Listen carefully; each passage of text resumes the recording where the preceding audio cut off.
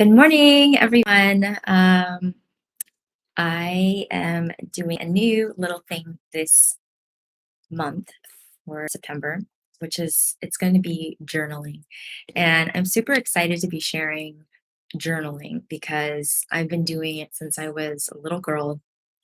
And most recently, I found this new journaling technique that has been changing my life on another level, like a whole entire another level. And it's actually journaling using my non-dominant hand. So I'm left-handed normally, so I typically write with my left hand, but I've been actually using my non-dominant hand to journal. And what has happened because of that, also what I've shared on Instagram and a few things, is that it has helped me tap into my creativity, my problem solving. It's helped me express myself so much more deeply and more, probably more powerfully, is that it's helped me to really connect with my inner child and connect to my guides.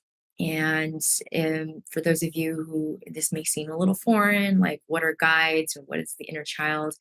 Um, Consider the inner child to be that inner knowing, that place of just like vulnerability and genuine, genuine sense of home.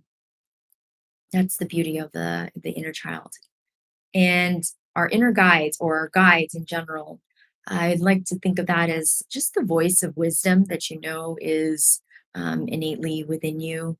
Sometimes I like to think of it as the higher power or the our angels.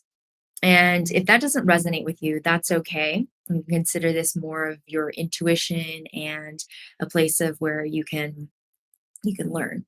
So I wanted to share one particular journaling exercise with you today. And in order to do that, you'll just need a few things. One is to actually have a journal on hand. Yes, a physical journal. This is going to be different than, say, typing or texting on your digital devices, right? No, we want to actually have something that's tangible. So I have a journal right here, and then also you want to have a physical pen. Okay, so the we call this high touch writing, and this is what actually stimulates and activates things for you to slow down, right? Slow down in your writing and to be able to channel and write a little bit more thoughtfully. So, using high touch is very important. And the other thing is, I recommend before starting is come in with no expectations, absolutely no expectations. When I first started writing, and why I titled this "Journaling to Heal," is that journaling for me has been one sure, fast way for me to how would we say it? For me to express and to share things within myself that I oftentimes had a wall with doing. I've had I've been sort of managing depression for since I was like 23, 22. And I've had waves of it. And yeah, I'm 37 years young now. And so I've learned over the last 15 years how to really um, say manage it. And now I'm not going to say that how to overcome it or anything. I think that it's both a gift. I know sometimes it seems like it's a curse, but it has been a gift really in my life, and it's been a huge teacher. So for me to converse with it is really powerful and important for me. And one of the ways to do that has been through journaling, and it's been helping me heal all these different facets of myself. So without further ado, I'm going to invite you to just take a few deep breaths and do that a few more times. And the reason why we do these breaths is to get ourselves into our body, and that's actually why we also do the high touch writing. So great. Now, I encourage you to pick up your pen with your non dominant hand. Pick up your pen with your non dominant hand and write your name. Without any judgment, just write your name down with your non dominant hand. So if you're left handed or normally, write with your right hand. If you normally write with your right hand, then write with your left hand. And then just go ahead and write your name. Okay? Write your name.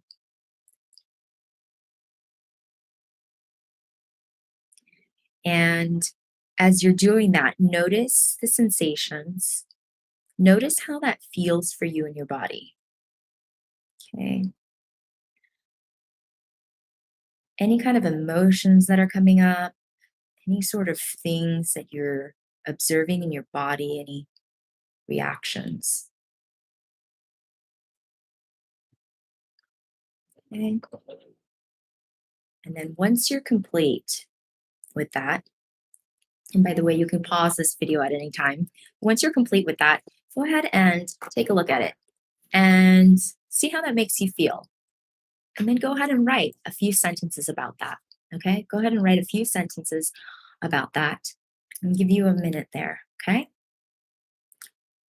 And so I'll just guide you as you're doing this.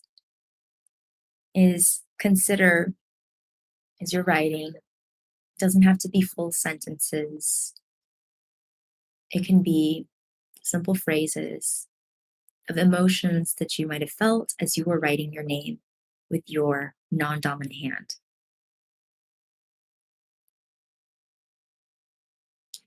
And then perhaps any sort of memories that might have come to mind. You can also write those down. And if you don't have, and if no memories come to mind, perhaps what you felt in your body. Some adjectives might be tightness or giddiness or awkwardness or looseness, whatever that is. And just continue to write that. For me, the first time when I was writing with my non dominant hand, I started to get a smile across my face because the the silliness, right? Like how messy my handwriting was reminded me of being like a 5-year old, like being in kindergarten and awkwardly writing with my hand. So whatever comes up with you, and take a few more minutes or a few more seconds to just finish that thought. Awesome. So now that you've done that, what we're gonna do is we're gonna jump into something that's like a little bit more intense, but I think you can do it because you're here and you've made it this far.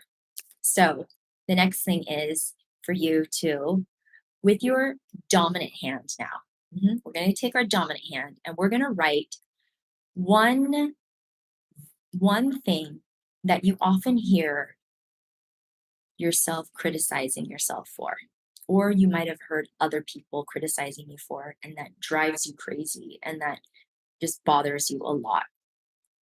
Now, I'll give you an example of my inner critic.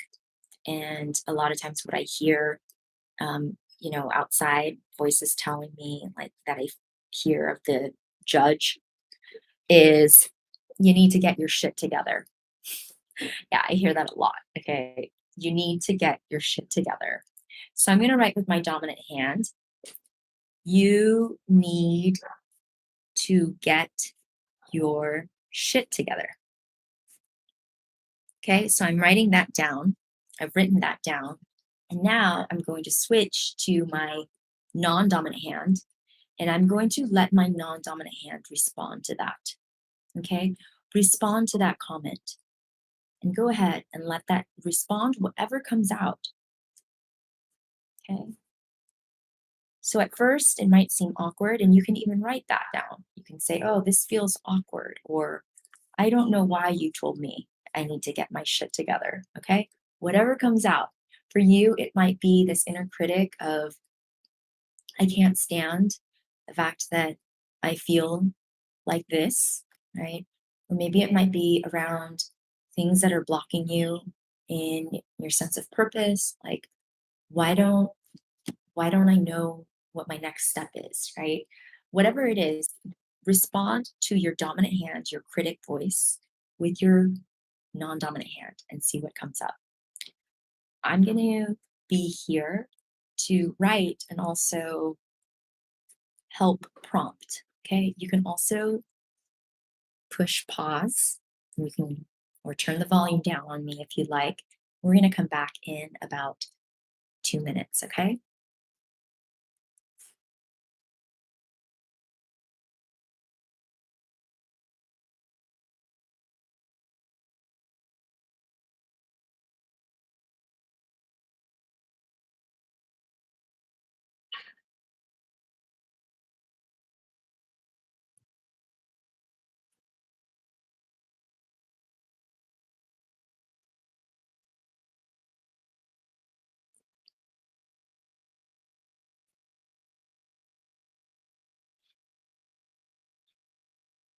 Without judging, just let the non dominant hand write and respond.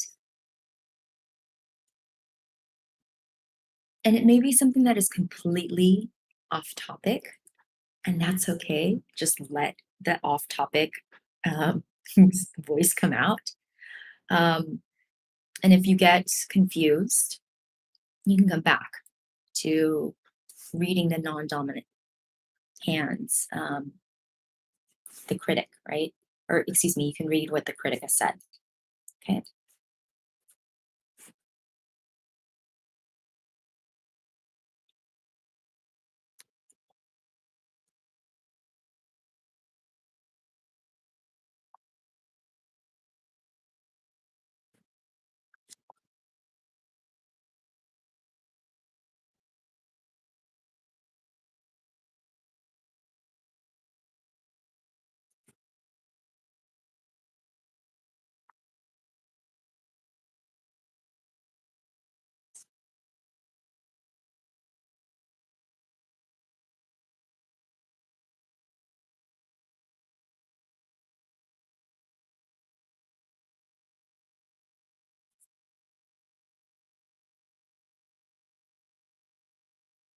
And you may get a reaction where your critic wants to come out and respond. So, with your dominant hand now, go ahead and respond and say, and you can write whatever your critic wants to say. Okay, so at this point, you may want to switch, or you can keep going with your non-dominant hand. But if you feel like it, you can switch. And my non-dominant hand is wanting to basically get sassy. It said you need to get your shit together, and then my non-dominant hand said something, and now my dominant hand is like really sassy. It's like, stop being so immature. That's what my dominant hand is saying. And now my non-dominant hand is going to respond to that. Okay.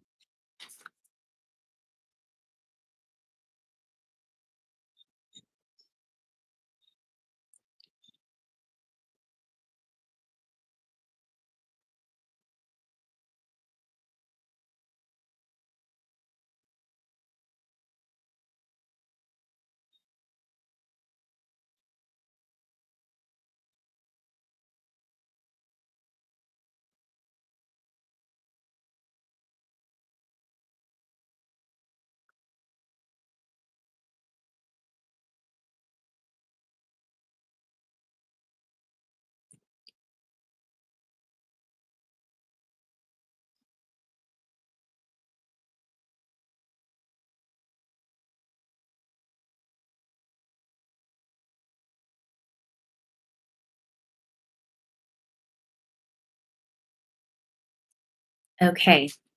Now that you've done that, I'm going to share with you what the conversation that happened between my dominant and my non-dominant hand. So the critic said, "You need to get your shit together." And then my non-dominant hand came out and said, "Shit as in fart?